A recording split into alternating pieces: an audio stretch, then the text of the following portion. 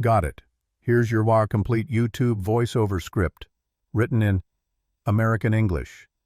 First-person perspective, emotionally immersive, and following your 3-act HOA drama structure. It's built directly from your uploaded story. HOA Karen called police when I bought an abandoned lowrider. Script HOA. Karen called the police when I bought an abandoned lowrider. I never thought a simple car project would bring cops, lawyers, and a full-blown HOA war right to my driveway. But that's exactly what happened the day I looked out my window and saw a police wheel lock clamped on my freshly restored Monte Carlo and Karen, our HOA president, standing beside it like she'd just solved a major crime. That image burned into my memory.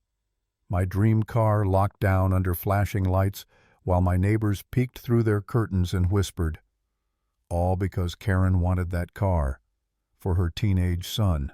Let me back up. 8 months earlier, that Monte Carlo had been sitting abandoned in our visitor parking lot, a forgotten relic coated in dust and rust. Most people didn't even see it anymore, but to me, it was a story waiting to be finished. A 1985 V8 lowrider with good bones chrome pumps and a half-installed hydraulic setup. When I opened the trunk, I found a faded note. For Miguel's graduation. Dad will finish this summer, Frank. That single line hit me harder than I expected. It wasn't just a car, it was someone's dream interrupted. I followed every step of California's abandoned vehicle code, took photos, filed reports, sent letters, waded through months of silence. I played by the book. When the DMV finally mailed me the clean title, my name right there in black and white, I felt proud, not just because I'd gained a car, but because I'd done it the right way. And then came the knock. Tuesday morning, 7 a.m. sharp. Karen Blackwood. Perfect hair, perfect blazer, perfect smile. "Good morning, Deshawn," she chirped, stressing my name like it was foreign. "We need to discuss that vehicle situation." She gestured toward my garage like she'd spotted a crime scene. I told her it was legally mine, fully registered, insured, sitting in my own space. She didn't care. Her smile tightened. "That's a gang car," she said flatly. "It doesn't belong in our family community." I wanted to laugh, but her eyes weren't joking. She left that morning after threatening to bring this to the board. I didn't realize then that she'd already made up her mind to get rid of me one way or another. 3 days later, I got the notice. Inappropriate vehicle type disrupting neighborhood harmony. $200 per day if I didn't remove it. My stomach dropped. I replied immediately with the law, my documents, the HOA code that clearly protected private garage spaces.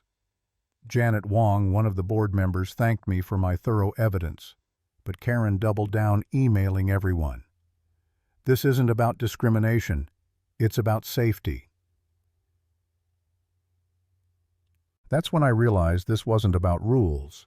It was about power. Soon, Karen was taking photos of my car from every angle, snapping shots of me working on it like I was a suspect. She posted them online with captions like, "Suspicious modified vehicle in our community." She didn't blur my license plate. She didn't care who saw. Comments exploded. Half the neighborhood defended her, the other half called her out for profiling. I tried to ignore it, until she hosted a community safety meeting. I wasn't invited. Mrs. Hamilton, my elderly neighbor, forwarded me the email. "Let's discuss property values and neighborhood character." Translation: "Let's put Deshawn on trial." At that meeting, Karen showed slides of vandalized cars from random cities, implying my lowrider would attract crime. When Mrs. Hamilton stood and asked, "Where's Deshawn?" "You're talking about his car. Why isn't he here?" Karen smiled that icy smile. "He's not cooperative," she said. "Sometimes the board must protect the community from individuals who don't understand how their actions affect others." That line right there, "protect the community from individuals," told me everything. By then she was stalking my social media, digging up my job info, even hinting online that I wasn't a good fit for the neighborhood. My lawyer friend warned me, "Start documenting everything." So I did screenshots, emails, audio. I installed cameras around my garage. I wasn't paranoid, I was prepared. Weeks passed. I thought maybe she'd get bored. Then one night my phone buzzed at 2:37 a.m. Motion alert. When I opened the live feed, my heart almost stopped. Karen was in my driveway. Dressed in black, crouched beside my car, struggling with bolt cutters on the police wheel lock. Her face twisted in frustration as she tried to snap it open. Every second was crystal clear on camera, her, the lock, the car, everything. The next morning I called the same officer she'd brought before Reynolds. He watched the video, jaw tightening. "This is felony tampering with police evidence," he said. She just escalated this from a neighborhood dispute to a criminal case. Karen must have realized she'd messed up because that afternoon she called 911 again, claiming I had installed illegal surveillance. When Reynolds showed up, I'll never forget the look on his face. "Ma'am," he said, voice calm but sharp, "you're the one under investigation now." For the first time, Karen didn't have a comeback. Just silence, tight-lipped, red-faced silence. But the fight wasn't over. The sheriff's office opened a full case, false police report, harassment, tampering with evidence. The hearing was scheduled right there in our community room. The night of that hearing, the whole complex showed up, 47 residents packed shoulder to shoulder. You could feel the tension humming through the air like static. Detective Webb played the recordings, Karen's own voice claiming, "Ethan saw the car first. That makes it his." Then he showed the video of her cutting the police lock. Gasps rippled across the room.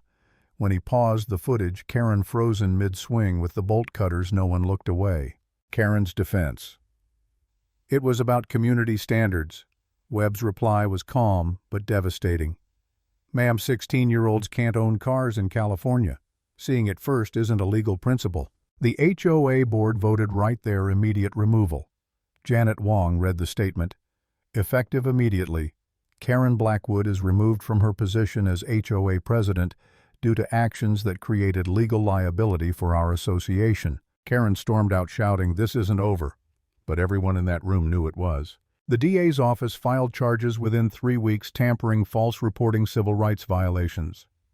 Karen lost her real estate license, her job, and eventually her house. She had to perform community service at a legal aid center for people she once discriminated against. Poetic justice, if you ask me. The day I finally removed that wheel lock and backed my Monte Carlo out of the garage, the sunlight hit the chrome just right, like a quiet reward after months of fighting. No cheering, no party, just relief. The car wasn't just a car anymore. It was proof that when you stand your ground, the truth has power. And yeah, Karen's gone now. Her nameplate disappeared from the HOA board. The neighborhood's calm again. Lawnmowers hum, kids play, people wave. And every time I start that engine, it's a reminder. You don't have to shout to win. Just document, stand firm, and let the truth do the talking. Lesson. When someone abuses their authority, the best revenge isn't anger, it's evidence.